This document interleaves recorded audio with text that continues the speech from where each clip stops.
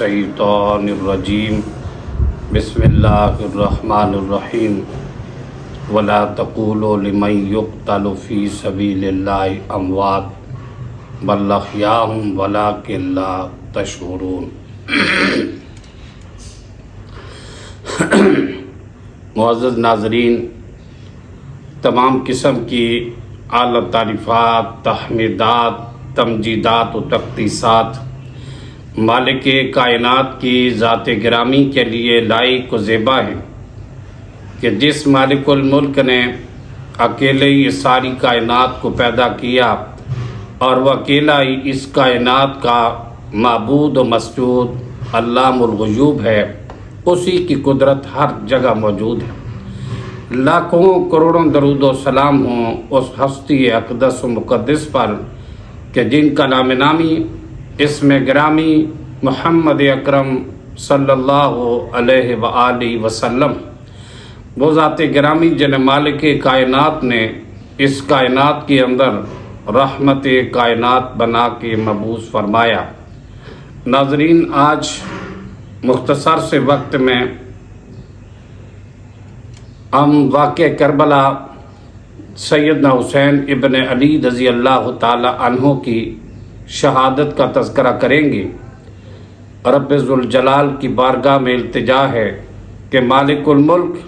ہمیں حق کو سچ بات کہنے کی توفیق عطا فرمائے۔ حسن و حسین نبی پاک صلی اللہ علیہ وآلہ وسلم کے دل کا چین تھے اور ہر مسلمان کی آنکھوں کا چین ہے۔ سرور کائنات جناب محمد مصطفیٰ صلی اللہ تعالیٰ علیہ وآلہ وسلم نے ان دو شہزادوں کے بارے میں بڑے شاندار الفاظ میں ان کی تعریف کی اور ان کے ساتھ اظہار محبت تو کرتے ہی کرتے تھے۔ نبی پاک صلی اللہ علیہ وآلہ وسلم فرماتے تھے کہ حسن و حسین دنیا میں یہ دونوں میرے پھول ہیں، حسن و حسین میرے پھول ہیں۔ اور نبی پاک صلی اللہ علیہ وسلم کا ارشاد گرامی ہے، جامع ترمذی کے اندر یہ حدیث مبارکہ ہے کہ نبی پاک صلی اللہ تعالیٰ علیہ وسلم نے ارشاد فرمایا کہ حسن و حسین جنتی نوجوانوں کے سردار ہیں۔ حسن و حسین رضی اللہ عنہما کے بارے میں نبی پاک صلی اللہ تعالیٰ علیہ وسلم نے رب ذوالجلال کی بارگاہ کے اندر دعا کرتے ہوئے فرمایا، اللہ میں ان دونوں سے حسن و حسین سے محبت کرتا ہوں، اے مالک کائنات تو بھی اس سے محبت رکھ۔ اے اللہ، جو ان سے محبت رکھتا ہے تو ان سے بھی محبت رکھ۔ حسن و حسین رضی اللہ تعالی عنہما ہماری آنکھوں کے تارے ہیں، ہمیں اپنی جان سے دونوں پیارے ہیں، کیونکہ نبی پاک علیہ السلام کی آنکھ کے تارے ہیں۔ اس لیے حضرت حسن و حسین کا ایک بڑا مرتبہ و مقام ہے، ان کی بڑی عظمت و شان ہے۔ ہمارے عقیدے کے مطابق حسن و حسین سے محبت رکھنا جزو ایمان ہے، اور جو ان سے بغض رکھتا ہے وہ شخص پکا بے ایمان ہے۔ لیکن بات یہ میں آپ کے سامنے عرض کرنا چاہتا ہوں کہ واقعہ کربلا تاریخ اسلام کا ایک دل خراش واقعہ ہے، اندوناک واقعہ ہے، المناک واقعہ ہے، دردناک واقعہ ہے، جس نے دلوں کے اوپر گہرے اثرات چھوڑے ہیں۔ سیدنا حسن و حسین رضی اللہ تعالی عنہ رسول پاک علیہ السلام کے دونوں پیارے ہیں، لیکن آج کی گفتگو میں ہم تذکرہ سیدنا حسین ابن علی رضی اللہ تعالی عنہ کا زیادہ کریں گے کہ جب میں پیچھے سے تھوڑی سی بات کو لینا چاہتا ہوں۔ سیدنا حسین ابن علی رضی اللہ تعالی عنہ کا واقعہ پھر آپ کو صحیح سمجھ آئے گا کہ سب سے پہلے جب فتنوں کا آغاز ہوا، سیدنا عثمان ابن عفان رضی اللہ تعالی عنہ جو نبی پاک صلی اللہ علیہ وسلم کے دور داماد ہیں، نبی پاک صلی اللہ علیہ وسلم کے جانثار ہیں، رسول کے حبدار ہیں، رسول کے قریبی رشتہ دار ہیں، حضرت عثمان ابن عفان کو سازشوں کے نتیجے میں بلوائیوں نے ظلم کے ساتھ، جبر کے ساتھ، بے دردی کے ساتھ، سنگ دلی کے ساتھ انہیں بھوکا اور پیاسا رکھ کے اپنے گھر کے اندر بے دردی کے ساتھ اپنی فیملی کے سامنے شہید کر دیا گیا، اور یہ فتنوں کا آغاز وہیں سے چل پڑا ہے۔ اور اس کے بعد مسلمانوں کے اندر افتراق پیدا ہوا، مسلمان آپس میں بٹ گئے، ایک دوسرے سے جدا ہو گئے، فرقہ واریت پیدا ہوئی، مسلمانوں کے دلوں میں ایک دوسرے کے لیے فرق پیدا ہو گئے۔ چنانچہ اس کے بعد سیدنا عثمان کی شہادت کے بعد سیدنا علی مرتضیٰ رضی اللہ تعالی عنہ کو خلیفہ بنایا گیا، اور اس دوران مسلمانوں کی تقریباً 4.25 سال آپس کی لڑائیاں ہی رہی، کیونکہ جب سیدنا علی رضی اللہ تعالی عنہ نے اپنی بیعت کا مطالبہ کیا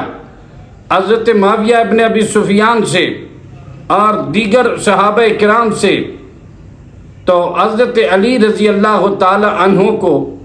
جواب میں سیدنا عثمان ابن عفان رضی اللہ تعالی عنہ کی طرف سے ام المومنین سیدہ عائشہ رضی اللہ تعالی عنہ، حضرت طلحہ و زبیر نے اور دیگر جلیل القدر صحابہ کرام نے حضرت علی مرتضیٰ سے یہ کہا کہ پہلے حضرت عثمان ابن عفان کے خون کا بدلہ لیا جائے گا اور پھر ہم بیعت کریں گے، وگرنہ بیعت نہیں کریں گے۔ اور حضرت علی رضی اللہ تعالی عنہ بھی مجبور تھے، اس موقع پر ان کی مجبوریاں تھیں، بیک وقت بدلہ نہیں لے سکتے تھے، جو کسی وقت بھی کسی حکمران کے ساتھ بھی یہ مجبوریاں پیش آ سکتی ہیں، لیکن ان کا مطالبہ تھا کہ پہلے خون عثمان کا بدلہ لیا جائے اور پھر آپ کی بیعت کریں گے۔ حضرت علی کہتے تھے کہ پہلے بیعت کرو، بعد میں اس معاملے پر دیکھیں گے۔ انہوں نے کہا کہ خون عثمان کا بدلہ لینا ضروری ہے، کیونکہ نبی پاک صلی اللہ تعالی علیہ وسلم کے دور اقدس میں جب مقام حدیبیہ پر سارے صحابہ کرام موجود تھے، 1450 صحابہ کو لے کر نبی پاک علیہ السلام جب مکے کی طرف جا رہے تھے، عمرہ کی غرض سے نبی پاک علیہ السلام کو جب مقام حدیبیہ پہ روک دیا گیا تھا، تو کونین کے تاجدار عبداللہ کے در یتیم امام الانبیاء والمرسلین علیہ الصلاۃ والتسلیم نے اپنی طرف سے سفیر مقرر کر کے حضرت عثمان ابن عفان کو مکے والوں کی طرف بھیجا، مذاکرات کرنے کے لیے، بات چیت کو طے کرنے کے لیے، مصالحت کے لیے بھیجا کہ ہمیں داخل ہونے کی اجازت دی جائے۔ لیکن انہوں نے کچھ وہاں پر لوگوں سے مذاکرات کرتے ہوئے، لوگوں سے بات چیت کرتے ہوئے انہیں کچھ دیر ہو گئی، ادھر مقام حدیبیہ پر افواہ پھیلا دی گئی، عثمان ابن عفان کو مکے والوں نے شہید کر دیا۔ چنانچہ سیدنا عثمان ابن عفان رضی اللہ تعالی عنہ کی شہادت کی جھوٹی افواہ جب پھیل گئی، کونین کے تاجدار علیہ السلام نے 1450 صحابہ سے خون عثمان کا بدلہ لینے کی بیعت کی، جس کا ذکر اللہ نے قرآن مجید کے اندر کیا کہ 1450 صحابہ نے جب رسول کے ہاتھوں پر ہاتھ رکھے اور نبی پاک علیہ الصلاۃ والسلام نے نیچے ہاتھ رکھا اور بدلہ خون عثمان کا لینے کے لیے 1400 صحابہ نے کٹ مرنے کا یہ عہد کیا رسول سے، اور اللہ رب العالمین نے قرآن میں فرمایا لَقَدْ رَضِيَ اللَّهُ عَنِ الْمُؤْمِنِينَ، البتہ تحقیق اللہ ان مومنوں سے راضی ہو گیا۔ اذ یبایعونک تحت الشجرہ، یہ سورہ فتح کے اندر ذکر کیا مالک کائنات نے کہ کہا اللہ ان مومنوں سے راضی ہو گیا جنہوں نے درخت کے نیچے آپ کے ہاتھ پر بیعت لی ہے، اسے بیعت رضوان کہتے ہیں۔ سیدنا عثمان رضی اللہ تعالی عنہ کے ہاتھ کو رسول پاک نے فرمایا اگر عثمان زندہ ہوئے، اگر شہید نہ ہوئے تو عثمان کی طرف سے میں اپنا ہاتھ پیش کرتا ہوں۔ نبی پاک علیہ السلام نے اپنا سیدھا ہاتھ عثمان ابن عفان رضی اللہ تعالی عنہ کی طرف سے پیش کیا، گویا کہ نبی پاک علیہ السلام نے حضرت عثمان ابن عفان کو اپنا دست راست قرار دیا۔ تو کہا کہ یہ عثمان کا ہاتھ ہے، تو مالک ارض و سما نے قرآن میں فرمایا ید اللہ فوق ایدیہم، اللہ فرماتے ان کے ہاتھوں پر میرا ہاتھ تھا، نیچے مصطفیٰ کا ہاتھ ہے، درمیان میں اصحاب مصطفیٰ کے ہاتھ ہے، اوپر عرش والے خدا کا ہاتھ ہے۔ اتنا بڑا یہ کام تھا، اتنے بڑے عزم کیا احاطہ کیا سرور کائنات اور آپ علیہ السلام کے جانثاروں نے۔ تو سیدنا عثمان ابن عفان رضی اللہ تعالیٰ عنہ کی بدولت، تو یہی صحابہ کرام کے ذہن میں یہ بات تھی، کہا پہلے خون عثمان کا بدلہ لیا جائے گا جس کا عزم سرور کائنات نے کیا تھا، اور پھر جناب اس پر سیدنا علی رضی اللہ تعالی عنہ بدلہ تو نہ لے سکے۔ نتیجہ یہ ہوا کہ سیدنا علی اور سیدہ عائشہ، طلحہ و زبیر کے درمیان لڑائی ہوئی، اس جنگ کو جنگ جمل کہتے ہیں۔ پھر جنگ صفین ہوئی، جنگ صفین کے اندر سیدنا معاویہ کا یہی مطالبہ تھا خون عثمان کا بدلہ لیا جائے۔ حضرت معاویہ رضی اللہ تعالی عنہ نے بیعت نہ کرنے کی سب سے بڑی وجہ یہ بیان کی کہ خون عثمان کا بدلہ لیا جائے، کیونکہ وہ حضرت عثمان حضرت امیر معاویہ کے رشتے میں بہنوئی بھی لگتے تھے اور چچا زاد بھی لگتے تھے، اور خاندان بنو امیہ کی نسبت سے بھی ان کا حضرت عثمان ابن عفان رضی اللہ تعالی عنہ کے ساتھ ایک گہرا تعلق تھا۔ تو اس لیے وہ اس مطالبے کے اوپر ڈٹے رہے، جس کے نتیجے میں جنگ صفین ہوئی۔ الغرض مختصر بتانا چاہتا ہوں، ان دو جنگوں میں مورخین نے لکھا ہے 90,000 مسلمان آپس میں ٹکرا کے شہید ہوئے، آپس میں ٹکرا کے آپس میں ایک دوسرے کا خون بہایا انہوں نے۔ تو نتیجہ یہ ہوا کہ سیدنا علی رضی اللہ تعالی عنہ اور حضرت معاویہ کے کیس کو چھڑا دیا گیا اور فیصلہ یہی کیا گیا۔ مختصر بات کرتا ہوں، شاید اس کی جزیات میں بہت ساری باتیں رہ جاتی ہیں، لیکن مختصر سے لیکچر کے اندر اتنی سی بات ہی ہو سکتی ہے کہ چنانچہ سیدنا علی رضی اللہ تعالی عنہ کی حکومت سے الگ ہی شام کی حکومت سیدنا امیر معاویہ کی حکومت الگ سے ہی رہی، اور حضرت امیر معاویہ الگ گورنر ہی رہے، اور حضرت علی رضی اللہ تعالی عنہ کی حکومت کو انہوں نے تسلیم نہیں کیا اور حکومت کے اندر شامل نہیں ہوئے۔ ان کا مطالبہ تھا کہ ہم بیعت کر لیں گے، لیکن حضرت عثمان کے قاتلوں کو پہلے ہمارے حوالے کیا جائے۔ لیکن الغاز کے بعد یہ ختم ہو گئی۔ پھر نبی پاک صلی اللہ علیہ وسلم کے داماد رسول کے چچا زاد سیدنا علی مرتضیٰ رضی اللہ تعالی عنہ کو خلیفہ بنایا، اور جب ان کو خلیفہ بنایا گیا اس کے بعد تقریباً 4.25 سال تک وہ خلیفہ رہے، لیکن یہ قتل و غارت، جنگ و جدل، لڑائی اور بے چینی، افراد و تفرید کا یہ ساری حکومت شکار رہی۔ اس کے بعد سیدنا علی مرتضیٰ شیر خدا رضی اللہ تعالی عنہ کو بھی اسی طرح بے دردی کے ساتھ جب شہید کر دیا گیا، سیدنا علی بھی ان ظالموں کے ہاتھوں جب شہید کر دیے گئے، تو اس کے بعد سیدنا علی کے بیٹے نواسہ رسول حضرت حسن ابن علی رضی اللہ تعالی عنہ کو خلیفہ بنایا گیا، اور یہ تقریباً 6 ماہ تک یہ خلیفہ رہتے ہیں، اور پھر بھی حالات کے اوپر کنٹرول نہ ہوا۔ اسی طرح سازشیں ہر طرف سے اٹھتی ہوئی نظر آ رہی تھی۔ سیدنا حسین ابن علی رضی اللہ تعالی عنہ کو لوگ سیدنا امیر معاویہ کے ساتھ لڑانے پر مجبور کر رہے تھے، لیکن سیدنا حسن ابن علی رضی اللہ تعالی عنہ ایسی نیچر کے بندے نہیں تھے، وہ پسند نہیں کرتے تھے، وہ ہمیشہ صلح کو پسند کرتے تھے۔ چنانچہ نبی پاک صلی اللہ علیہ وسلم کے اس نواسے نے آخر میں یہ کام کیا کہ سوچا کہ اگر مسلمانوں کو متحد کر دیا جائے، مسلمانوں کی صفوں کے اندر جو افتراق پیدا ہوا اس افتراق کو ختم کر دیا جائے، مسلمانوں کی صفوں کے اندر اتحاد و اتفاق ہو جائے، آپس میں صلح ہو جائے، مسلمانوں کی قوت کو یکجا کر دیا جائے۔ یہ کام انہوں نے کیا، اور یہ اس کی پیش گوئی سرور کائنات جناب محمد مصطفیٰ صلی اللہ علیہ وآلہ وسلم نے اس سے تقریباً عرصہ دراز پہلے، نبی پاک علیہ السلام 35 سال پہلے تقریباً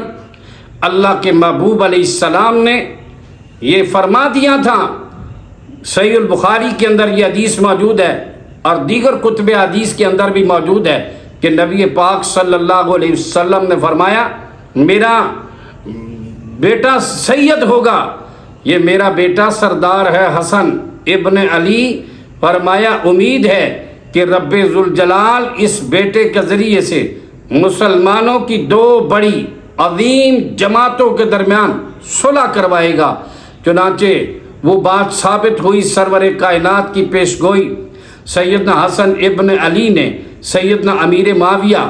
ابن ابی سفیان رضی اللہ عنہما کے ساتھ صلح کر کے ان کے حق میں خلافت سے دستبرداری اختیار کی۔ شیعہ سنی تمام کتب کے اندر یہ بات موجود ہے، ان کے ہاتھ پر بیعت کی، حضرت حسن نے بھی بیعت کی، حضرت حسین نے بھی بیعت کی، ان کی فوج کے جو چیف آف آرمی سٹاف تھے انہوں نے بھی بیعت کی، سب نے بیعت کر کے ایک مسلمانوں کے اندر صلح ہوئی۔ کچھ شرائط انہوں نے لکھی ہیں، سیدنا امیر معاویہ نے کہا یہ ساری شرائط مجھے منظور ہیں، البتہ جب صلح ہو گئی پورے عالم اسلام کے مسلمان ایک جگہ، ان کی طاقت یکجا ہو گئی، مسلمانوں کا افتراق ختم ہو گیا، فرقہ وریت کا جو بت تھا اس کو توڑ دیا گیا، سارے مسلمان ایک بار پھر ایک جھنڈے کے نیچے جمع ہو گئے، سیدنا امیر معاویہ کی حکومت پر سب کا اتفاق ہو گیا۔ اب سیدنا امیر معاویہ کا دور سن 40 ہجری سے سن 60 ہجری تک سیدنا امیر معاویہ ابن ابی سفیان رضی اللہ تعالی عنہ کا یہ دور ہے۔ یہ ایک الگ بات ہے کہ لوگ جس طرح بھی کہیں سیدنا امیر معاویہ رضی اللہ تعالیٰ عنہ کے دور کے بارے میں، سیدنا امیر معاویہ کا دور اسلام کا ایک ترقی یافتہ دور تھا۔ سیدنا امیر معاویہ کے دور کے اندر اسلام کو بہت عروج ملا۔ حضرت امیر معاویہ کے دور میں اسلام میں بہت ترقی ہوئی، لوگوں نے بہت دور تک فتوحات کی۔ سیدنا امیر معاویہ کے دور میں 44.5 لاکھ مربع میل سے تقریباً 64 لاکھ 65,000 مربع میل تک کے علاقے سیدنا امیر معاویہ نے فتح کر کے وہاں پر اسلام کا پرچم لہرایا، اور پوری دنیا کی نصف کرۂ ارض سیدنا امیر معاویہ کے قدموں میں آئی۔ اور سیدنا امیر معاویہ رضی اللہ تعالی عنہ کا دور ایک سنہری دور تھا، ایک پرامن دور تھا، ایک ترقی پذیر دور تھا، ترقی یافتہ دور تھا۔ اس کے اندر مسلمانوں کے حالات بہتر ہوئے اور معیشت نے ترقی کی، بیری بیڑے کا آغاز کیا گیا۔ چنانچہ سیدنا امیر معاویہ رضی اللہ تعالی عنہ نے اپنے دور کے اندر وفات سے چند سال پہلے حضرت حسن ابن علی رضی اللہ تعالیٰ عنہ کے بارے میں امام ابن کثیر کہتے ہیں کہ وہ حضرت امیر معاویہ رضی اللہ تعالیٰ عنہ سیدنا حسن کو ولی عہد سمجھتے تھے، اور یہ بات تاریخ البدایہ کے اندر امام ابن کثیر رحمۃ اللہ علیہ نے لکھی ہے۔ اور جب حضرت حسن ابن علی رضی اللہ تعالی عنہ کا انتقال ہو گیا، ان کی وفات کے بعد یہ چیز زور پکڑی کہ کچھ صحابہ اکرام نے، جن کے اندر بڑے بزرگ صحابی بھی شامل ہیں، جن میں سیدنا مغیرہ ابن شعبہ رضی اللہ تعالی عنہ اور دیگر صحابہ کرام نے ایک مشورہ کیا کہ اب دیکھو کہ اسلام نے ترقی کی، اسلام پھیلتا پھولتا ہوا نظر آتا ہے، لیکن یہ بھی خدشہ ہے کہ امیر المومنین سیدنا معاویہ ابن ابی سفیان کے بعد اگر پھر مسلمانوں کے اندر ایسی لڑائی اور فتنہ نہ شروع ہو جائے ان کی وفات کے بعد، تو کیوں نہ ہو سیدنا امیر معاویہ کو یہ مشورہ دیا کہ ایسے ہونا چاہیے کہ آپ کا جو بیٹا ہے یہ پڑھا لکھا بھی ہے، امور حکومت کو بھی اچھی طرح جانتا ہے، سارا بھی ہے، امیر حج بھی رہا، سارے معاملات ہیں، اور اس نے فوج کی کمان بھی کی، اور ہم یہ سمجھتے ہیں آپ کے بعد اگر آپ کسی کو نامزد کر دیتے ہیں، اپنا ولی عہد مقرر کر دیتے ہیں، تو بہتر ہوگا کہ آپ کی وفات کے بعد کہ جائے کہ مسلمانوں کے اندر وہ پہلے سا دور جنگ جمل و صفین والے حالات، سیدنا علی کے دور کا وہ انتشار، لڑائیاں جھگڑے مسلمانوں کے اندر پھر نہ پیدا ہو جائیں، اور پھر مسلمانوں کی اجتماعیت پارا پارا ہو جائے، مسلمان پھر ایک دوسرے کا خون بہانے کے لیے تیار ہو جائیں، تو چاہے جائے کہ یہ سارا کوئی معاملہ ہو، یہ آپ اگر کر دیں تو بہتر ہے۔ سیدنا امیر معاویہ رضی اللہ تعالی عنہ نے توقف کیا، کچھ لوگوں سے مشورہ کیا کہ آیا کہ ایسا ہونا بہتر ہے، چنانچہ لوگوں نے اس بات پر ایگری کیا، سیدنا امیر معاویہ کو کہا کہ ٹھیک ہے کہ یہ لڑائی جھگڑے کی فضا پر کنٹرول ہو جائے گا آپ کے بعد، اگر آپ یہ کر دیتے ہیں تو ٹھیک ہے۔ سیدنا امیر معاویہ رضی اللہ تعالی عنہ نے اس مشورے پر عمل کرتے ہوئے یزید کو اپنا ولی عہد مقرر کیا ہے۔ میں سمجھتا ہوں کہ غلطی انسان سے ہو سکتی ہے، فیصلے کے اندر غلطی ہو سکتی ہے، کیونکہ نبی پاک صلی اللہ علیہ وسلم کے علاوہ، انبیاء اور رسل کے علاوہ کائنات کے اندر کوئی معصوم عن الخطا نہیں ہوتا، کہ ہر بندے سے غلطی اور خطا ہو سکتی ہے۔ تو سیدنا امیر معاویہ سے آپ اختلاف کر سکتے ہیں، ان کی بات سے آپ اتفاق بھی کر سکتے ہیں، لیکن ان کے ایمان کے اندر شک نہیں کرنا چاہیے، کیونکہ نبی پاک علیہ السلام نے جن لوگوں کی تربیت فرمائی اور تزکیہ نفس کیا، تو رب ذوالجلال نے قرآن مجید کے اندر ان کے ایمان کی گواہی دیتے ہوئے کہا، مالک کائنات فرماتے ہیں فَأُولَٰئِكَ الَّذِينَ امْتَحَنَ اللَّهُ قُلُوبَهُمْ لِلتَّقْوَىٰ لَهُمْ مَغْفِرَةٌ وَأَجْرٌ عَظِيمٌ۔ رب ذوالجلال فرماتے ہیں کہ ان کے دلوں کا جب اللہ نے امتحان لیا تو ان کے دلوں کے اندر مالک کائنات کو تقوی ہی نظر آیا۔ اصحاب محمد کے بارے میں دلوں کے اندر بغض و کینہ ہرگز نہیں ہونا چاہیے، بلکہ ان کے ایمان میں شک نہیں کرنا چاہیے، کہ ان کے ایمان کے اوپر شک نہ کریں۔ جو ایمان پہ شک کرتا ہے میں ان کے ایمان پہ شک کرتا ہوں، لیکن البتہ یہاں رہا یہ آپ ان کی اس بات سے، اس فیصلے سے آپ اختلاف کر سکتے ہیں، کیونکہ سیدنا امیر معاویہ معصوم عن الخطا نہیں، انہوں نے یہ فیصلہ اپنے اجتہاد سے کر لیا مشاورت کرنے کے بعد۔ اب اس کے بعد جب سارے لوگوں نے یزید کو ولی عہد تسلیم کر لیا، اس کے بعد 4 لوگ جو تھے حجاز کے اندر، 4 لوگ تھے جنہوں نے 5 لوگ تھے، 5 لوگوں نے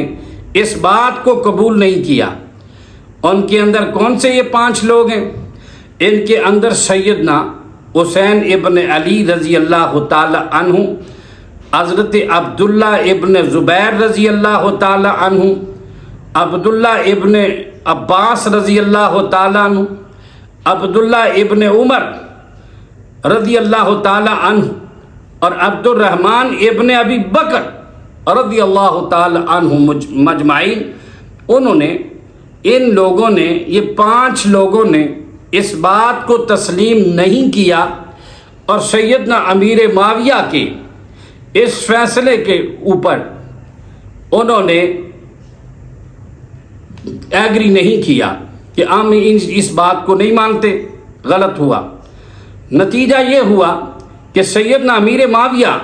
رضی اللہ تعالی عنہ نے ان 5 لوگوں سے نہ بیعت لینے میں جلدی کی، نہ ان پر کوئی جبر کیا، نہ ان کے پیچھے پڑے، اور نہ ہی ان کے خلاف کوئی مہم چلائی، بلکہ خاموش ہو گئے کہ وقت آئے گا دیکھی جائے گی۔ اس کے بعد جب سیدنا امیر معاویہ 4-5 سال بعد سیدنا امیر معاویہ رضی اللہ تعالی عنہ کا سن 60 ہجری کو جب انتقال ہو گیا، جب انتقال ہوا سیدنا امیر معاویہ کا رضی اللہ تعالی عنہ، سیدنا امیر معاویہ کا جب انتقال ہو گیا تو انتقال کی جب خبر شہروں میں پھیلی تو گورنروں کو یہ ہدایت کر دی گئی کہ سیدنا امیر معاویہ ابن ابی سفیان امیر المومنین رضی اللہ تعالی عنہ کا انتقال ہو گیا، اب کیا کرنا چاہیے؟ اب انہوں نے کہا کہ گورنروں سے یہ کہا گیا کہ یہ بیعت لی جائے، سارے لوگوں سے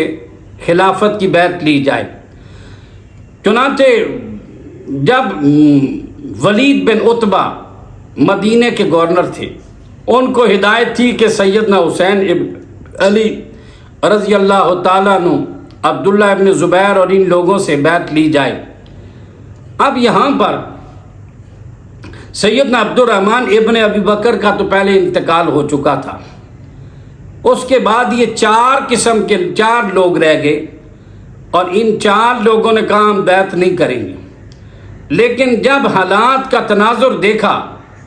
تو ان 4 میں چاروں کی رائے الگ ہو گئی۔ اب سیدنا عبداللہ ابن عباس اور سیدنا عبداللہ ابن عمر رضی اللہ تعالی عنہ کہنے لگے کہ یہ کام تو غلط ہوا، اور اسی حکومت یا شہنشاہیت یا بادشاہت کا جو آغاز ہوا یہ غلط ہوا۔ ہم پرزور الفاظ میں اس کی تردید کرتے ہیں، لیکن بات یہ ہے پھر بھی اتنا بڑا مسئلہ نہیں ہے کہ اس کے نتیجے میں مسلمانوں کے اندر دوبارہ پھر خون ریزی شروع ہو جائے اور ایک فتنہ کھڑا کیا جائے، تو مناسب نہیں ہے کہ خون ریزی مسلمانوں کے اندر پہلے بھی اتنی ہو چکی ہے، لہذا اس کو قبول کر لیا جائے اس بات کو، تاکہ مسلمان خون ریزی سے بچ جائیں۔ چنانچہ ان 2 نے اس بات کو قبول کر لیا اور ان کی بات کو تسلیم کر لیا، بیعت کے لیے ایگری ہو گئے۔ سیدنا عبداللہ ابن زبیر سیدنا حسین ابن علی رضی اللہ تعالی عنہ کو جب ولید بن عتبہ مدینے کے گورنر نے یہ پیغام بھیجا کہ آپ بیعت کریں، سیدنا حسین ابن علی رضی اللہ تعالیٰ عنہ انہوں نے یہ کہا کہ مجھے کچھ وقت دیا جائے سوچنے کے لیے، اور صبح تک کچھ ٹائم دیا جائے، سوچ کے بتائیں گے۔ تو رات کے اندھیاروں میں سیدنا حسین ابن علی نے وہاں سے نکلنا ہی اپنے لیے عافیت سمجھی کہ ہو سکتا ہے کوئی سختی کرے، تو اس سے پہلے کہ میں مکے کی طرف روانہ ہو جاؤں، عبداللہ ابن زبیر رضی اللہ تعالی عنہ بھی مکے کی طرف چلے گئے۔ سیدنا عبداللہ ابن زبیر رضی اللہ تعالیٰ عنہ بھی مکہ المکرمہ کی طرف چلے گئے، اور حضرت حسین ابن علی رضی اللہ تعالیٰ عنہ بھی مکہ کی طرف جا چکے۔ ان کو پتہ چلا کہ آپ جب مکہ میں پہنچے تو وہاں پر ان دونوں کی آراء کے اندر ایک مخالفت آ گئی۔ سیدنا حسین ابن علی رضی اللہ تعالی عنہ نے کوفے کی طرف جانے کا قصد کیا، عراق کی طرف جانے کا، اپنے حمایتیوں کی طرف جانے کا، کہ وہاں پر میرے بابا کے زیادہ حبدار رہتے ہیں، اور ادھر جانے کے لیے تیار ہو گئے۔ لیکن یہاں پر عبداللہ ابن زبیر نے کہا کہ یہاں سے وہاں جانا ہرگز ٹھیک نہیں ہے، مکے کے اندر رہ کے ہی ہم اپنی کوشش، اپنی قیادت کے لیے، سیادت کے لیے، اپنی سیاست کو ہم یہاں سے ہی جاری رکھیں، اور وہاں جانا ٹھیک نہیں۔ سیدنا حسین ابن علی کا جب ان کو پتہ چل گیا کوفے والوں کو کہ جب آپ نے بیعت نہیں کی، مکہ میں آ گئے، تو انہوں نے بہت زیادہ خطوط لکھے، بعض میں 18,000 خطوط کا ذکر آتا ہے، اور سیر اعلام النبلاء کے اندر امام ذہبی نے سیر اعلام النبلاء کے اندر لکھا کہ کوفے والوں نے ان کے جو نمائندے حضرت حسین ابن علی کے پاس بھیجے، ان کے پاس ایک رجسٹر تھا، اس رجسٹر کے اندر 1,00,000 لوگوں کے نام تھے، اور لاکھ لوگوں کے نام تھے، اور جنہوں نے کہا کہ ہم حسین ابن علی رضی اللہ تعالی عنہ کی بیعت کرنے کے لیے تیار ہیں، ان کے نام پر کٹنے مرنے کے لیے سب کچھ کرنے کے لیے تیار ہیں۔ 1,00,000 لوگوں کا وہ جب رجسٹر کے اندر ان کو دکھایا گیا، سیدنا حسین ابن علی کو الغرض کے ہزاروں کی تعداد میں خطوط لکھے گئے کہ آپ تشریف لائیں، اور ان خطوط کے اندر یہ لکھا گیا کہ ہمارا کوئی امیر نہیں، آپ زیادہ امارت کے مستحق ہیں، ہم اپنا سب کچھ آپ کے قدموں میں قربان کرنے کے لیے تیار ہیں، ہم آپ کے نام پر کٹ مرنے کے لیے تیار ہیں، اور یہاں پر ہم آپ کا انتظار کر رہے ہیں، ہماری نگاہیں آپ کے راستے کو دیکھ رہی ہیں، اللہ کے لیے آپ تشریف لے آئیں۔ سیدنا حسین ابن علی رضی اللہ تعالی عنہ نے عزم کر لیا کہ میں نے کوفے کی طرف جانا ہے۔ یہاں پر اس وقت بڑے بڑے جلیل القدر صحابہ نے مکہ المکرمہ میں سیدنا حسین ابن علی رضی اللہ تعالی عنہ سے کہا، اللہ کے لیے آپ کا یہاں سے جانا ٹھیک نہیں۔ حضرت حسین ابن علی سے حضرت عبداللہ ابن عباس آتے ہیں جو رشتے میں ان کے چچا لگتے تھے، حضرت علی رضی اللہ تعالیٰ عنہ کے چچا زاد بھائی تھے، سیدنا عبداللہ ابن عباس اور بزرگوں میں وہ شامل تھے۔ عبداللہ ابن عباس رضی اللہ تعالیٰ عنہ نے کہا کہ آپ کا کوفے کی طرف جانا ٹھیک نہیں، یہ لوگ غدار ہیں، یہ لوگ دغے باز ہیں، یہ لوگ آپ سے وفا نہیں کریں گے، آپ کے بھائی سے، آپ کے والد گرامی سے، سیدنا علی مرتضیٰ سے ان لوگوں نے وفا نہیں کی، اور یہ تمہارے ساتھ وفا نہیں کریں گے، ان پر اعتماد نہ کرنا، خدا کے لیے بڑا روکا، بڑا سمجھایا، اور پھر کہا سیدنا علی نے کہا میں عزم کر چکا ہوں، میں نے جانا ہے، میں آگے قدم اٹھا چکا ہوں، اب پیچھے نہیں ہٹوں گا۔ سیدنا عبداللہ ابن عباس نے کہا کہ خدا کے لیے اگر آپ جانا ہی چاہتے ہیں تو پھر عورتوں اور بچوں کو ساتھ نہ لے جائیے، اور یہ بھی کہا کہ مجھے ڈر ہے کہ کہیں حضرت عثمان ابن عفان کی طرح تمہیں بھی فیملی والوں کے سامنے بے دردی کے ساتھ شہید نہ کر دیا جائے، مجھے یہی نظر آتا ہے، خدا کے لیے عورتوں اور بچوں کو ساتھ نہ لے جائیے، اور جتنا ہو سکے اپنے آپ کو بچائیے۔ سیدنا حسین رضی اللہ تعالی عنہ اپنی بات پر ڈٹے رہے،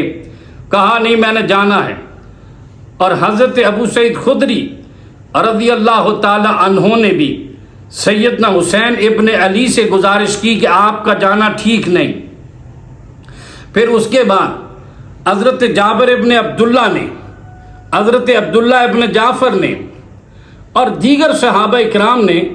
بڑے جلیل القدر لوگوں میں سیدنا عبداللہ ابن عمر کہتے ہیں 3 میلوں کے سفر کر کے، میلوں سفر کر کے حضرت عبداللہ ابن عمر کو جب پتہ چلا کہ حسین ابن علی رضی اللہ تعالیٰ عنہ سینکڑوں میل کا سفر طے کر کے ان کو روکنے کے لیے آئے، اور ان کے سامنے گزارش کی کہ خدا کے لیے آپ کا یہاں سے جانا ٹھیک نہیں، وہاں کے حالات آپ کے حق میں نہیں ہیں، جتنا مرضی کوفے والے کہیں۔ تو کہنے لگے نہیں میں نے جانا ہی ہے۔ جب عزم کیا عبداللہ ابن عمر نے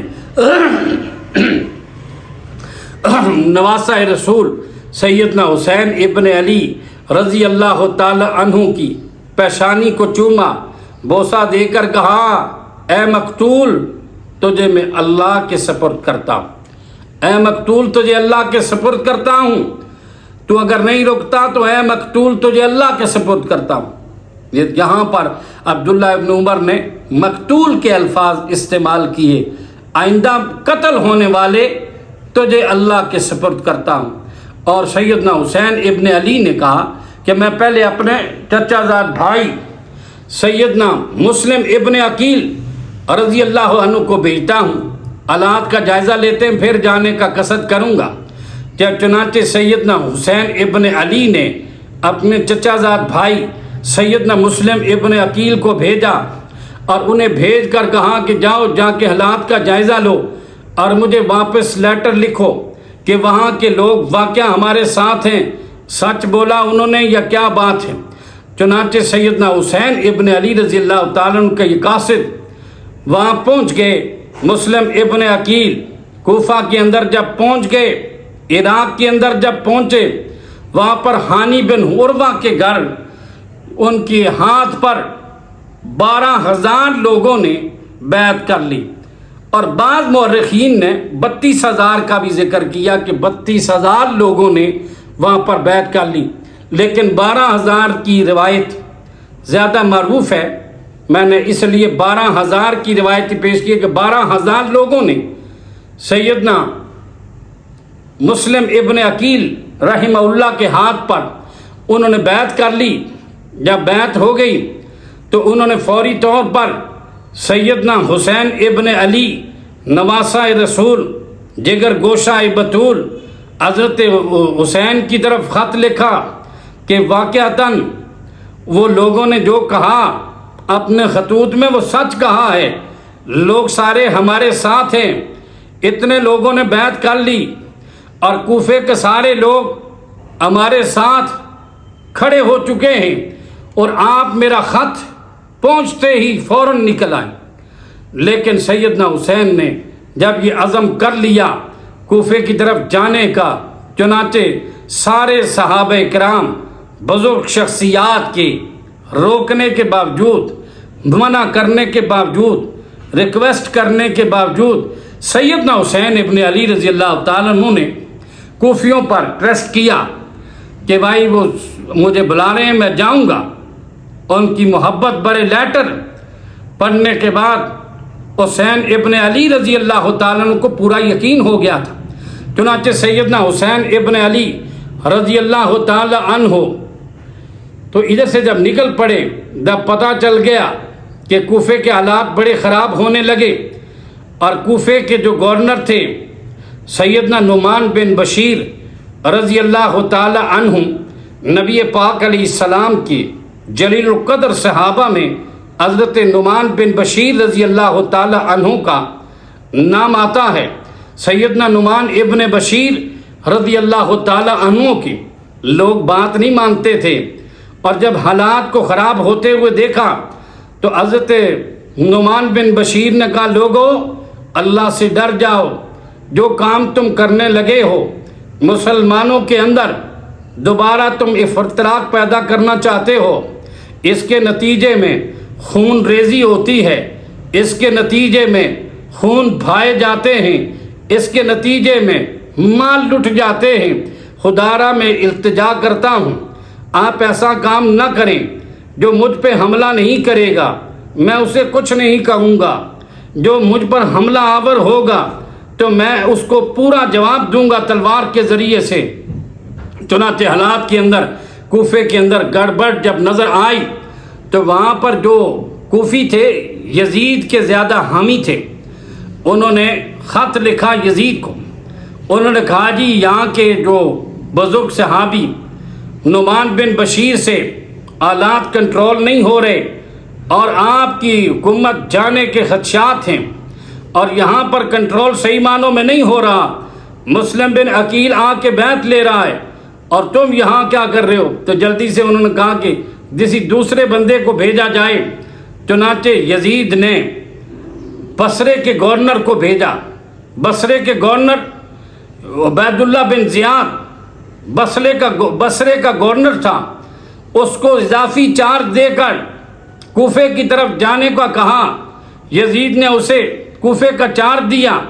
اور سیدنا نعمان ابن بشیر رضی اللہ تعالی عنہ کو عہدے سے معزول کر دیا، کیونکہ وہ بڑے نرم مزاج آدمی تھے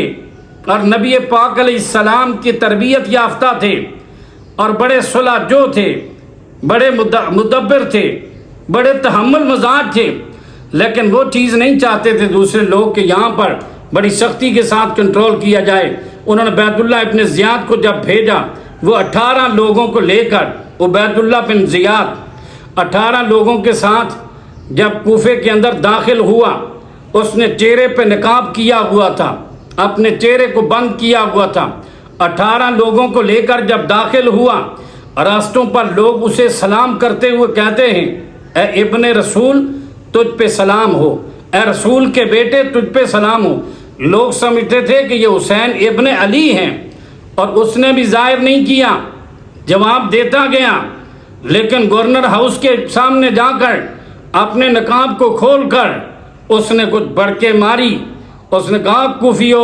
یہ بات یاد رکھو، میں فلاں کر دوں گا، میں فلاں کر دوں گا، میں تیس نیس کر دوں گا، یہ جو کر دوں گا، حکومت کے خلاف بولنے والے کو میں ایسا کروں گا، بچوں کو یتیم کر دوں گا، عورتوں کو بیوہ کر دوں گا، فلاں کر دوں گا۔ لیکن چند یہ اس طرح کی بڑکے مارنے کے نتیجے میں وہ سارے لوگ گھبرا گئے اور سارے لوگ بھاگنے لگے، جو بزدل تھے بزدلی کا مظاہرہ کرنے لگے۔ چنانچہ اس نے اپنے جاسوس کے ذریعے سے پہلے پتہ لگوایا کہ حضرت مسلم ابن عقیل رحمۃ اللہ علیہ رسول اللہ کے نواسہ رسول کے جو سفیر تھے، ان کو پتہ کروایا کہ وہ کہاں ہیں، ان کو ٹریس کیا کہ وہ ہانی بن عروہ کے گھر ہیں۔ اس کے بعد ان کو بلا کے ہانی بن عروہ کو بلایا اور اس سے کہا کہ مسلم ابن عقیل کے بارے میں تمہیں پتہ ہے؟ تو کہا جی مجھے تو نہیں پتہ۔ اس نے لا علمی کا اظہار کیا، اور وہ جاسوس ان کے گھر میں جو جاتا تھا وہ سامنے آ گیا، ہاں اس کو جانتے ہو، ہاں اس کو جانتے ہیں، خاموش ہو گئے۔ اس نے اتنے زور سے عبید اللہ بن زیاد نے ہانی بن عروہ کے چہرے پر سٹک ماری کہ ان کی ناک کی ہڈی ٹوٹ گئی، چہرے پر گہرے نشانات ہو گئے، اور اس کو بند کر دیا، اور اس نے کہا کہ جلدی سے مسلم ابن عقیل کو گرفتار کیا جائے۔ لیکن اتنے میں جب مسلم ابن عقیل رحمہ اللہ کو جب یہ پتہ چلا کہ جناب ہانی بن عروہ کے ساتھ عبید اللہ بن زیاد نے یہ سلوک کیا، انہوں نے پھر اپنے حامیوں کو کہا کہ جلدی سے باہر نکلو، اور جنہوں نے بیعت کی ہوئی تھی اس لوگوں کو اکٹھا کرنے کی کوشش کی کہ آؤ آ کر گورنر ہاؤس کا محاصرہ کیا جائے۔ چنانچہ تقریباً 4,000 لوگ، 4-5,000 لوگ، مختلف مورخین نے تاریخیں لکھی ہیں، سیدنا مسلم ابن عقیل کے ساتھ کھڑے ہوئے، انہوں نے محاصرہ کیا۔ پھر اس نے عبید اللہ بن زیاد نے، اس بے ایمان نے یہاں پر بھی ایک بڑی چال چلی کہ بڑے بڑے زعماء اور بزرگ لوگوں کو بلا بھیجا، جو قبائل کے سردار تھے، انہیں سمجھایا دیکھو یہ کر رہے ہیں، ان کو بتاؤ، اپنے بچوں کو، اپنے نوجوانوں کو، اپنے فلاں کو سمجھاؤ، اور یہ کرو وہ کرو، اور ان کو بتاؤ کہ شامی آنے والے ہیں، تمہارا حشر نشر کر دیں گے، تمہارے وظائف بند کر دیں گے، تمہارا یہ کر دیں۔ اور کچھ لوگ ڈرتے ڈرتے پیچھے ہوتے گئے، ہٹتے گئے۔ وہ انہوں نے سمجھایا، کچھ عورتوں نے اپنے بچوں کو، ماؤں نے بیٹوں کو، بیویوں نے شوہروں کو، اس طرح جناب وہ سمجھا کے ہٹایا کہ چلو فتنے سے بچ جائیں، خون ریزی نہیں ہونی چاہیے، خون نہ بہایا جائے۔ چنانچہ انہوں نے سمجھانے کی کوشش کی، لوگ ہٹ گئے، ہوتے ہوئے 500 رہ گئے، کتنے رہتے بالکل چھوڑ کر 60 لوگ رہ گئے، 30 لوگ رہ گئے۔ مسلم ابن عقیل تنے تنہا رہ گئے۔ شام ہو گئی، گلیوں کے اندر بھاگتے ہوئے، ان کو پتہ نہیں چلتا، بے یار و مددگار ہیں، لیکن ادھر سے حسین ابن علی رضی اللہ تعالیٰ عنہ تو چل پڑے ہیں، راستے میں ہی ہیں۔ آخری لیٹر یہ لکھا خدا کے لیے، حسین ابن علی کو کہا کہ یہ کوفی بڑے آخری خط میں لکھا کہ کوفے کی طرف نہ آنا، یہ کوفے کے لوگ بے وفا نکلے ہیں، انہوں نے ہماری حمایت سے ہاتھ کھینچ لیا ہے، ہماری مدد سے ہاتھ کھینچ لیا ہے، اور وہ سارے پیچھے ہٹ گئے ہیں۔ انہوں نے میرے ساتھ بھی کوفے والوں نے جھوٹ بولا ہے، انہوں نے آپ کے ساتھ بھی جھوٹ بولا ہے، ان کی باتوں میں نہ آئیے اور واپس پلٹ جائیے۔ ساری باتیں جب پتہ چلا، جب وہ پیغام ان کو پہنچا تو کربلا کے قریب آ چکے تھے۔ تو حسین ابن علی رضی اللہ تعالی عنہ کو سیدنا مسلم ابن عقیل کا پیغام پہنچا اور وہ بھی بتا دیا گیا، بتانے والوں نے کہ مسلم ابن عقیل کو گرفتار کروا کے بے دردی کے ساتھ گورنر ہاؤس کی چھت پہ لے جا کر مسلم ابن عقیل کو شہید کر دیا گیا اور ان کے حامیوں کو بھی شہید کیا گیا اور ان کو لٹکا لیا گیا، بازاروں کے اندر لاشوں کو لٹکا دیا، ہانی بن حروہ کو بھی پھانسی پہ لٹکا کے باہر لاشیں کو لٹکا دیا گیا۔ کہا کہ لوگ سارے دیکھ کر گھبرا گئے، ڈر گئے، ڈگمگا گئے، استقامت کوئی اختیار نہ کر سکا۔ تو جب سیدنا حسین ابن علی کو پتہ چلا کہ مسلم ابن عقیل کو بھی شہید کر دیا گیا، ان کے جانثاروں کو بھی شہید کر دیا گیا، حالات خراب ہو گئے، سیدنا حسین ابن علی نے واپسی کا جب قصد کیا تو جو حضرت مسلم ابن عقیل کے بھائی بنو عقیل جو تھے، انہوں نے کہا ہم واپس نہیں جائیں گے، ہم جب تک اپنے بھائی کا بدلہ نہیں لیں گے ہم واپس نہیں جائیں گے، یا مارے جائیں گے، خود بھی مارے جائیں گے، اپنے بھائی مسلم کا ہم ان کوفیوں سے بدلہ لیں گے۔ لیکن سیدنا حسین ابن علی نے کہا کہ تم ہمارے ساتھ چلے ہو، ان کے بعد ہمارا جینا بھی کیا جینا ہوگا، چلو پھر چلتے ہیں۔ حسین ابن علی نے یہ لوگوں کو آگے، جب لوگوں کے حوصلے پست ہو گئے، رستے سے ملنے والے لوگوں کے حوصلے پست دیکھے، تو سیدنا حسین ابن علی نے کہا بھائی بات سن لو، اصل بات یہ ہے میں آپ کو بتاؤں۔ حسین ابن علی رضی اللہ تعالیٰ عنہ نے کہا کہ تم میں سے جو آدمی واپس پلٹ کر جانا چاہے تو میں اسے اجازت دیتا ہوں، وہ واپس پلٹ جائے، تمہیں اجازت ہے۔ بہت سارے لوگ وہاں سے بکھر کے واپس چلو گئے، جنہوں نے ساتھ چھوڑ دیا راستے سے ملنے والے لوگ، صرف وہی لوگ آپ کے ساتھ رہے جو مدینہ منورہ سے آپ کے ساتھ چلے، جو حقیقی جانثار تھے، جو حقیقی رشتہ دار تھے، جو حقیقی حبدار تھے، وہ ساتھ چلے۔ چنانچہ حضرت مسلم ابن عقیل جب ان کی خبر ملی تو سیدنا حسین ابن علی نے واپسی کا قصد کیا، تو آل عقیل نے کہا، بنو عقیل کہنے لگے ہم واپس نہیں جائیں گے جب تک بدلہ نہیں لیا۔ چنانچہ آگے چلتے چلتے میدان کربلا میں پہنچے ہیں۔ تاریخ کے اندر لکھا ہے، تاریخ طبری کے اندر، کہ سیدنا حسین ابن علی نے جب دیکھا گھیرے میں آ گئے، جب فوج نے گھیرے میں لے لیا، سیدنا حسین ابن علی پوچھتے ہیں کہ یہ کون سی جگہ ہے، اس جگہ کا نام کیا ہے؟ بتانے والوں نے کہا کربلا۔ کربلا، کرب کہتے ہیں پریشانی کو، مصیبت و پریشانی، اور بلا کہتے ہیں آزمائش کو۔ مصیبت پریشانی کا میدان، مصیبت پریشانی آزمائش کا میدان، کرب و بلا کا میدان۔ چنانچہ سیدنا حسین ابن علی رضی اللہ تعالیٰ کو جب گھیرے میں لے لیا، گھیرے میں لینے کے بعد بڑی کوشش کی گئی ہمیں ٹائم دیا جائے، اور انہوں نے کہا فوری طور پر جب گھیرے میں آ گئے، سیدنا حسین ابن علی کا یہ چھوٹا سا قافلہ جب فوج کے نرگے میں آ گیا، سیدنا حسین ابن علی نے میدان کربلا کے اندر، شیعہ سنی تمام کتب کے اندر یہ بات موجود ہے، تاریخ طبری کے اندر موجود ہے، تاریخ البدایہ والنہایہ کے اندر موجود ہے، اور اسی طرح سیر اعلام النبلاء کے اندر اور دیگر کتب تاریخ کے اندر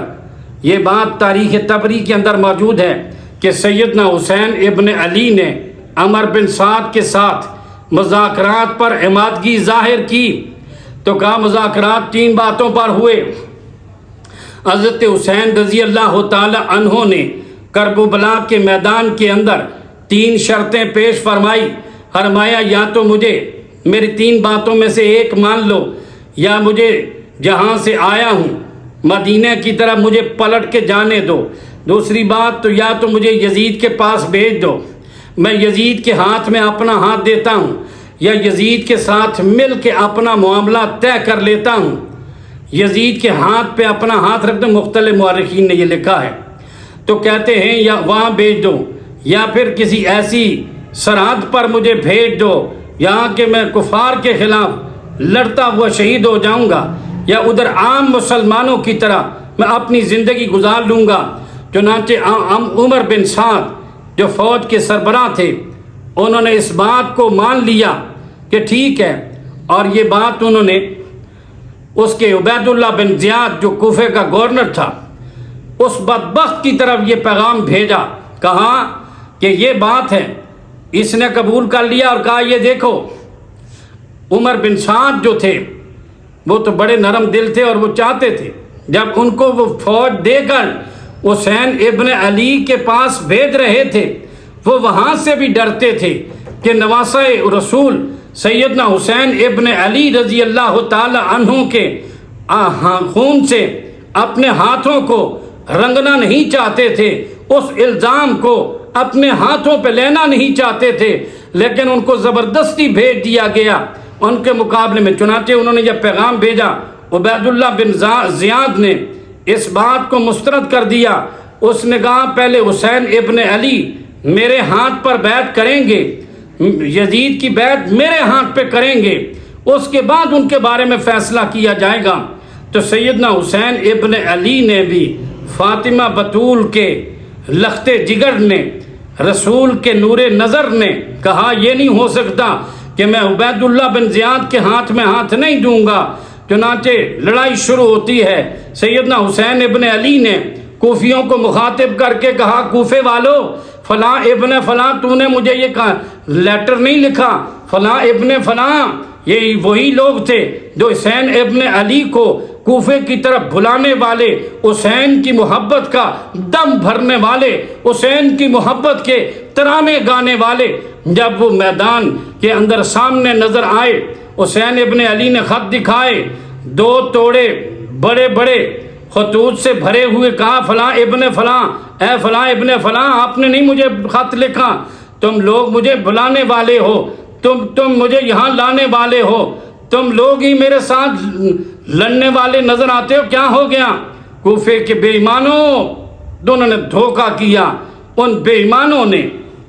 سیدنا حسین کی ایک نہ مانی، چنانچہ لڑائی ہوتی ہے اور مبازرت ہوتی ہے، پہلے ایک ایک کر کے لڑائی ہوتی ہے۔ حضرت حسین کے پروانے بھتیجے بھانجے جو ساتھ تھے، برادری کے نوجوان سارے باری باری اس مبازرت کے اندر میدان میں آتے گئے، لڑتے گئے، کٹتے رہے، اپنی جانوں کے نذرانے پیش کرتے رہے۔ چنانچہ حسین ابن علی رضی اللہ تعالی عنہ پر سارے شمع حسین پر، رسول کی شمع حسین پر جب سارے کے سارے کٹتے رہے، حسین رضی اللہ تعالی عنہ کا دفاع کرتے رہے، آخر میں ایک وقت آیا حسین ابن علی رضی اللہ تعالی عنہ میدان کے اندر دشمن کا مقابلہ کرنے کے لیے اکیلے تنہا کھڑے ہیں۔ آئے میں قربان جاؤں حسین ابن علی کی شجاعت پر، ان کی بہادری پر، ان کے حوصلے پر، اس کے صبر پر، ان کے استقلال پر کہ اتنا بڑا حادثہ ہوا، بیٹے سامنے جوان کٹ گئے، بچے کٹ گئے، بوڑھے کٹ گئے، جوان کٹ گئے۔ حسین ابن علی کی نگاہوں کے سامنے اتنے بڑے لاشیں پڑے ہوئے، لاشیں تڑپتے ہوئے، گردنیں کٹی ہوئی، ٹکڑے ٹکڑے لاشیں اور خون کی ندیاں بہتی ہوئی نظر آتی ہیں۔ لیکن حسین ابن علی تیری جرت کو سلام ہے کہ حیدر کرار کا خون تیرے اندر موجود تھا، زہرا بطول کا تو نے دودھ پیا ہوتا بڑی بہادری کے ساتھ۔ ایسے حالات میں جب اتنا بڑا حادثہ ہو جائے، بندے کے ہاتھوں میں کہاں طاقت رہتی ہے کہ وہ تلوار پکڑ کے آگے چلے۔ ہائے بیٹیاں اور بہنیں کیا کرتی ہیں؟ خیموں کے اندر بیٹھ کے روتی ہوئی نظر آتی ہیں۔ کیا کرتی ہیں؟ اتنا بڑا جبر ہے، اتنا بڑا ظلم ہے، اتنی بڑی قیامت ہے ان کے اوپر جو آ گئی ہے، لیکن پھر بھی تلوار لے کر حضرت فاطمہ بطول کا بیٹا دشمن کے مقابلے میں لڑتا ہوا جام شہادت نوش کر گیا۔ انا للہ و انا الیہ راجعون۔ تو آپ اس دار فانی سے رخصت ہوئے۔ اللہ اکبر، قرآن کہتا ہے وَلَا تَقُولُوا لِمَنْ يُقْتَلُ فِي سَبِيلِ اللَّهِ أَمْوَاتٌ بَلْ أَحْيَاءٌ وَلَٰكِنْ لَا تَشْعُرُونَ۔